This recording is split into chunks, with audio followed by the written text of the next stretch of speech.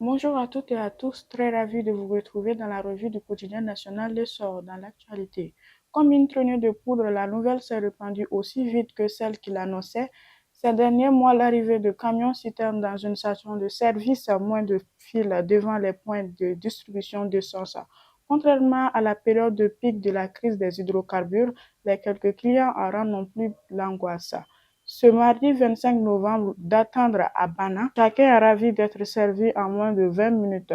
Nos plateformes digitales vous en diront plus. La 5e édition du Salon international de l'artisanat du Mali, Siama, s'ouvre aujourd'hui dans notre pays sous le thème Artisanat, facteur de développement et de sauvegarde de notre identité culturelle. L'événement se poursuivra jusqu'au 7 décembre prochain. Hier, notre équipe de reportage a effectué un tour au parc des expositions. Tout semble fin prêt pour accueillir les artisans maliens ainsi que ceux de la Confédération AIS et d'autres pays amis, notamment le Maroc. Le 25 novembre, les vecteurs aériens des forces armées maliennes ont détruit un important dépôt de carburant appartenant à des groupes terroristes près de Soufara dans la région de Mopti. D'autres frappes ont ciblé et anéanti une base terroriste à l'est de Tidermen ainsi qu'un site au nord de Menaka. Ces actions montrent la montée en puissance des capacités de surveillance aérienne et leur efficacité à perturber les réseaux logistiques ennemis, tout en renforçant la sécurité dans les régions du centre et du nord.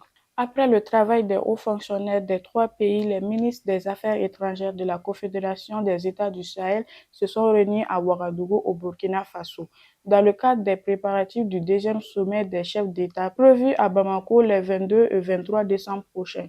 Les ministres ont examiné les rapports produits par les hauts fonctionnaires en vue de les soumettre prochainement au Conseil des ministres, puis aux trois chefs d'État, le capitaine Ibrahim Traoré, le général d'armée Assimi Goïta et le général d'armée Abdourahmane Tchani. Un quartier de la ville de Youarou est sous la menace d'inondation. En effet, l'eau du fleuve Niger a atteint la Bakotière au centre du quartier. Cocolel, plusieurs concessions et jardins maraîchers sont désormais exposés à ces fléaux qui se profilent à l'horizon. En 2024, à la même période, les 7 communes du cercle avaient déjà été touchées par une inondation causant d'importants dégâts. Nos expatriés du jour se sont intéressés à l'international malien Kamori Doumbia, de retour à la compétition après plusieurs semaines d'absence pour blessure. Le milieu offensif s'est illustré en inscrivant le deuxième but du Stade Brestois lors de la victoire 3-2 contre Metz, comportant pour la 13e journée de la Ligue 1 française. Un retour gagnant qui représente une bonne nouvelle pour les Aigles et qui permet à Brest de remonter à la 14e place du classement.